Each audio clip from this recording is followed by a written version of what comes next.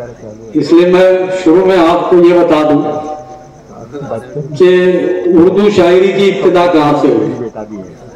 इधर ही बैठना पड़ेगा।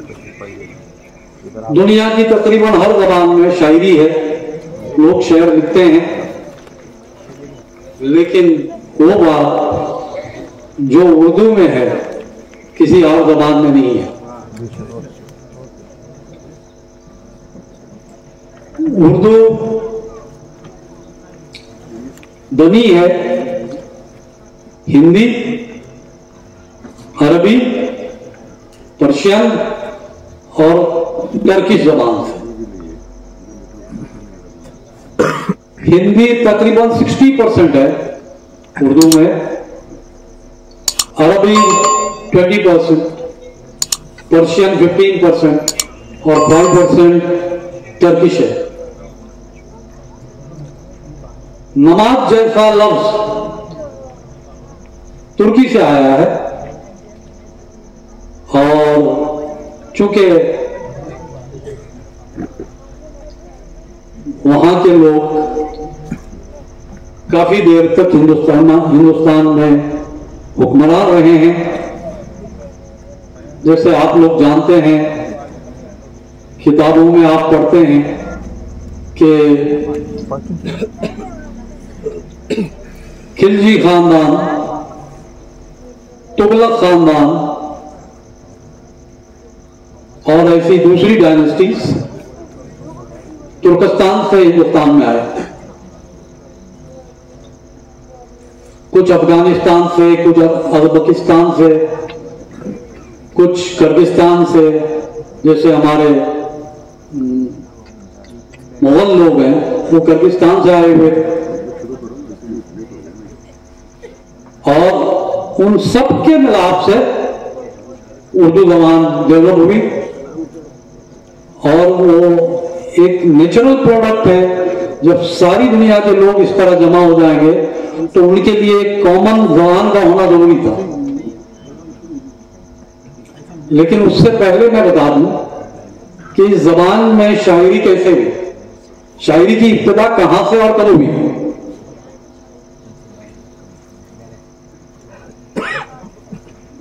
ये हुक्मरान जहां कहीं के भी हों, उज्बेकिस्तान के हों, अफगानिस्तान के हों या तुर्कस्तान के हों, ये दिल्ली और आगरा से कभी बाहर नहीं निकले। उनकी हुकूमतें दिल्ली में होती थी और ज्यादा से ज्यादा वो आगरे तक का सफर करते थे, लेकिन हुकूमत सारे हिंदुस्तान पे होती थी। तो वो क्या करते थे कि बाकी जगहों पर, बाकी सूबों में वो अपने गवर्नर भेजते थे। उन गवर्नर्स को उस जमाने में या उनकी जबान में नवाब कहा जाता था। तो इन नवाबों की दो खास जिम्मेदारियां थी।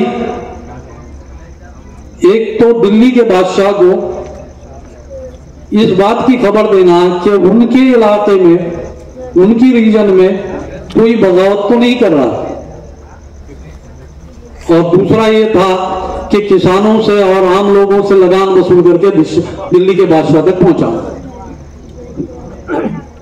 जिनको वो नवाब कहते थे, आज की जबान में या इंग्लिश जबान में उसको गवर्नर कहा जाता है।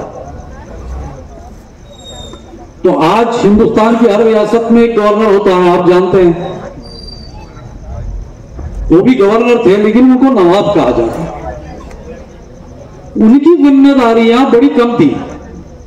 दो जिम्मेदारियां, मेन जिम्मेदारियां जो मैंने अभी बताई, वो जिम्मेदारियां उनके लिए, उनके पास मतलब उनको वक्त की इतनी जरूरत नहीं पड़ती थी, तो बाकी औकात उनको बड़ी मुश्किल से गुजरते थे। इसलिए उन्होंने अपना वक्त गुजारने के लिए नाच गानों की महफिलें शुरू की। जब नाच गाने शुरू हुए तो वहां गजलों का ताल्लुक आ गया, शायरों का ताल्लुक आ गया, और उस वक्त आप अंदाजा लगा सकते हैं कि उस वक्त के जितने शायर थे तकरीबन 99% रोमांटिक गजलें लिखते थे। ये तो दुनिया के मसाइल और इंसान की हिम्मत अफजाई के अशार शायर इस जमाने में लिखने लगे, वरना मीर तकी मीर थे, आप जानते हैं उनका कोई भी शेर उठाइए वो रोमानी होता है, रोमांटिक होता है। नाजुकी उनके लब की क्या कहिए, पंखरी एक गुलाब की सी है, या फिर मीर उन नीम बाज आंखों में सारी मस्ती शराब की सी है। तो मतलब वो गालिब हो या मीर तकी मीर हो या सीमाद अकबर आबादी हो या उस जमाने का कोई भी शायर हो, ज्यादातर रोमांटिक गजलें लिखते थे। बहरहाल हम इस बारे में अब कभी गुफ्तगू मौके की नजाकत देखकर नहीं कर सकते। वहां से शायरी शुरू हुई, लोग गजलें लिखने लगे। अब शायरी में दो बातें जो हैं, दो एलिमेंट इसके बड़े इंपॉर्टेंट हैं। पहली चीज,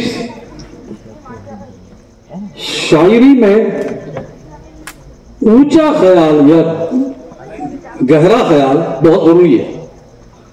तो पहला एलिमेंट जो है ख्याल है, और दूसरा एलिमेंट शायरी का अल्फाज की बंदिश। अल्फाज उस ख्याल को लोगों के सामने पेश करने के लिए अल्फाज में पिरो के उसको लोगों के सामने पेश किया जाता है। अब किसी का ख्याल बड़ा अच्छा होता है, किसी शायर का, और किसी शायर की जो है अल्फाज की बंदिश अच्छी होती है। आप इस बात से अंदाजा लगाएंगे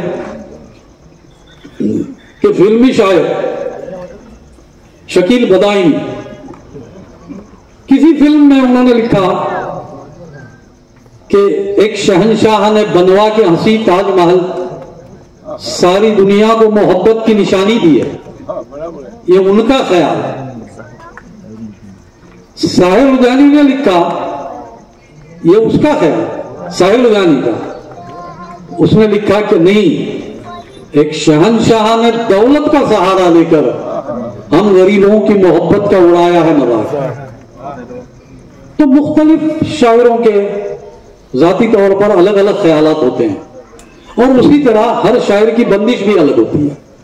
मैं अभी आपको आगे बता रहा हूं कि किसका ख्याल कैसा और किसकी बंदिश कैसे होती है।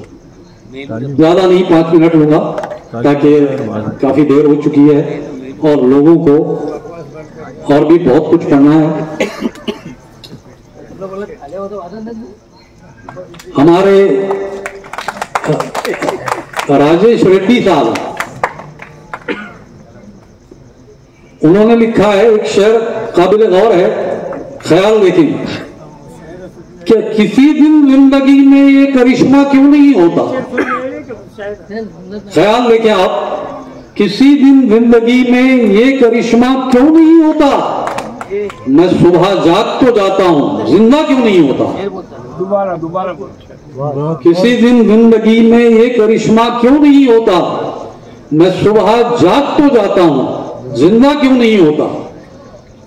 उसी तरह खामखा हैदराबादी मज़ाहिया शायर हैं, लेकिन बड़ा अच्छा खूबसूरत ख्याल पेश किया है उन्होंने। मैं ख्याल की बात कर रहा हूं, बड़ा खूबसूरत ख्याल पेश किया है। सुबह की धूप में साया अगर लंबा दिखाई दे, सुबह की धूप में साया अगर लंबा दिखाई दे, तुम अपने कद के बारे में गलत फहमी में मत रहना। बहुत अच्छे जी, तुम अपने कद के बारे में गलत फहमी में मत रहना। तो मुख्तलिफ लोगों के अलग अलग ख्यालात होते हैं, और उसके हिसाब से फिर वो अल्फाज को पिरोते हैं उसमें।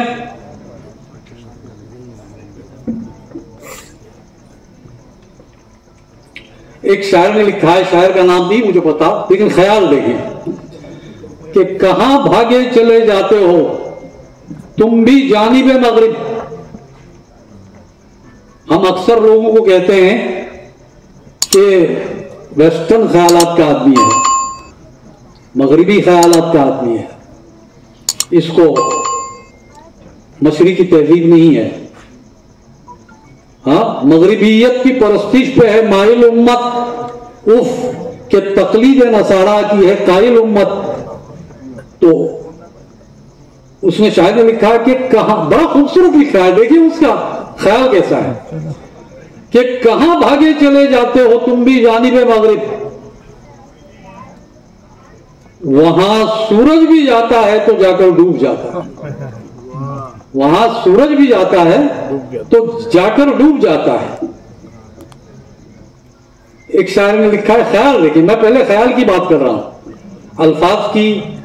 अल्फाज का पिरोना बाद में बता रहा हूं आपको।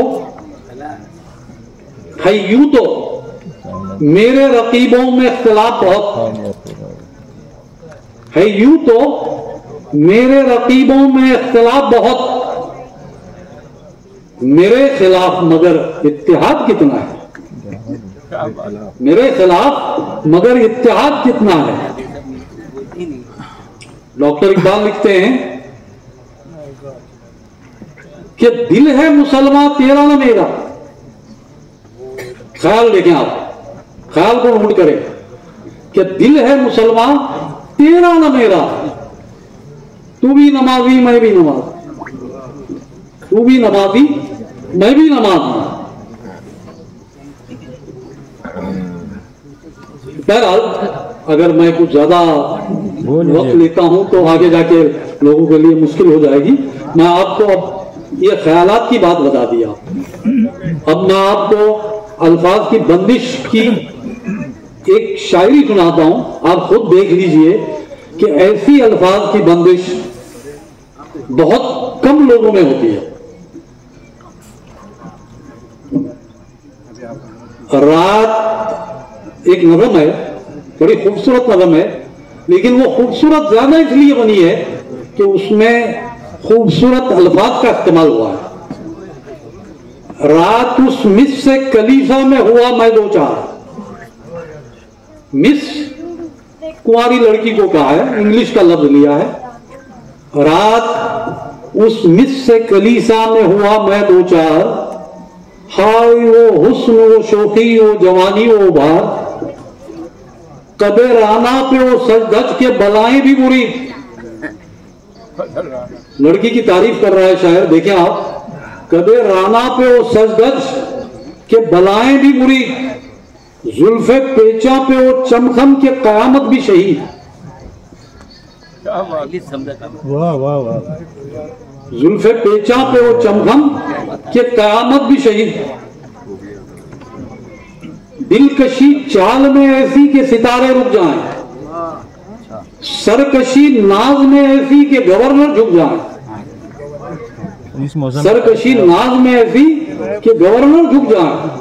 अर्ज की मैंने, शायर कहता है कि अर्ज की मैंने क्या गुलशन फितरत की बहार, इज्जतो दौलतो ईमा तेरे कदमों पे निसार, तू अगर अहदे वफा बांध के मेरी हो जाए, सारी दुनिया से मेरे कल्ब को सैरी हो जाए। क्या बात है, क्या बात है। नज़म का पहलू बदला है, शायर ने कैसे लिख रहा है देखें कि शौक के जोश में मैंने जो ज़बान खोली, शौक के जोश में मैंने जो ज़बान खोली, नाजो अंदाज से तेवर को चढ़ाकर बोली, गैर मुमकिन है मुझे उस मुसलमानों से, मुँह खून आती है इस कौम के अफसाने से, कोई बनता है जो मेहदी तो बिगड़ जाते हैं, आग में कूदते हैं तोप से लड़ जाते हैं। तो शायर कहता है कि अर्ज की मैंने क्या है, राहते जा राहते रूह, ऐ राहते जा राहते रूह, अब जमाने में नहीं है असरे आदम नू। क्या बात, हम में बाकी नहीं अब खालिद जाबाज का रंग, दिल पे गालिब है फकत हाफिज शिराज का रंग। मेरे इस्लाम को एक किस्से मावी समझो। हंस के वो बोली कि फिर मुझको भी राजी समझो। बहुत खूब शुक्रिया भाई, बहुत बहुत शुक्रिया, बहुत अच्छा इंग्लिश आपने।